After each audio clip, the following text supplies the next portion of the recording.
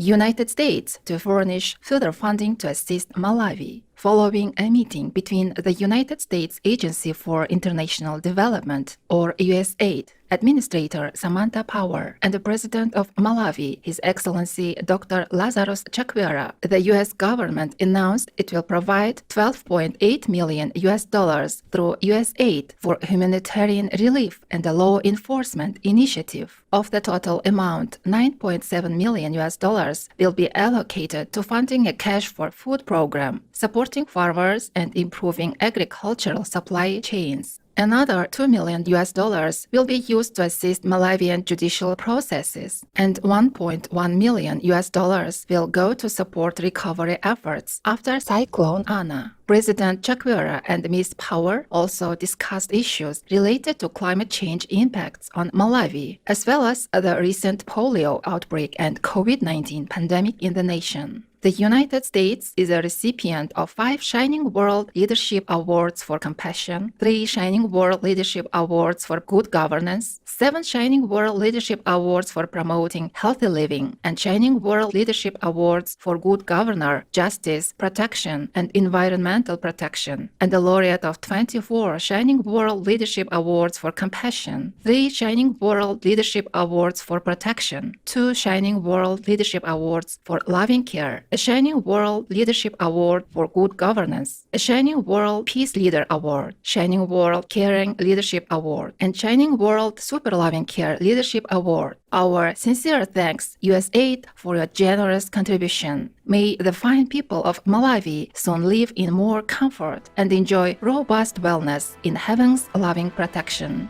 United Nations Development Programme or UNDP report cautions war in Ukraine could force most of population into poverty. In a paper released in mid-March 2022, the UNDP assessed that 30% of Ukrainians would need life-saving humanitarian aid. Furthermore, the agency stated 18 million civilians are expected to be affected, while over 7 million people are projected to be internally displaced. Meanwhile, the government of Ukraine estimates that at least $100 billion worth of infrastructure, buildings, roads, bridges, hospitals, schools, and other physical assets have been destroyed. Alarmingly, the UNDP forecasts that up to 90% of Ukraine's population of 43.4 million people could be pushed into poverty and extreme vulnerability should the war deepen. The UNDP's administrator Achim Steiner said, "In order to avoid further suffering, destruction, and impoverishment, we need peace now."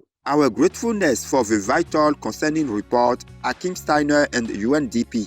As we pray for the speedy recovery of all affected, may the Russian government immediately stop its inhuman invasion of Ukraine in God's eternal kindness. Scuba diver creates underwater farm off coast of Noli, Italy. A professional scuba diver and amateur gardener from Liguria named Sergio Gambarini has made an underwater farm in the sea. The system uses a series of submerged domes that are filled with air, and currently he has 700 plants growing. Items being cultivated include basil, tomatoes, salad, strawberries, aloe vera, mint, marjoram, and licorice. On sunny days, light filters through the water to nourish the crops, but on cloudy days, the light is provided by LED lights. It is envisioned that the system will help to provide a more stable growing environment for coastal areas suffering from climate change. We celebrate your innovative idea, Sergio Gambarini, to bring fresh produce to people living near the coast.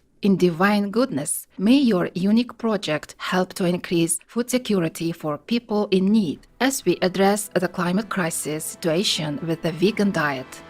Company in Dubai, United Arab Emirates or UAE, turns used plastic into fabric. Degrade, a sustainable clothing brand based in Dubai, is turning 60 million polyethylene terephthalate or PET plastic bottles a month into clothing items such as shirts, jackets, hats, and face masks. The discards are collected from waste management companies and go through a 3-step process, including washing, shredding, and melting before they are spun into yarn. At a cost of $100, 25,000 bottles can produce a 480 kilogram bale of polyester yarn. The enterprise, which made uniforms for the 2020 Formula One Grand Prix in Abu Dhabi using recycled plastics, explains that manufacturing recycled polyester uses 50% less energy, 20% less water, and produces 55% less carbon emissions than traditional polyester fabrication, making it a promising eco-friendly fabric of the future. Kudos, D-grade, for producing intelligent clothing. In Allah's divine favor, may we quickly rebuild our world into a truly sustainable paradise.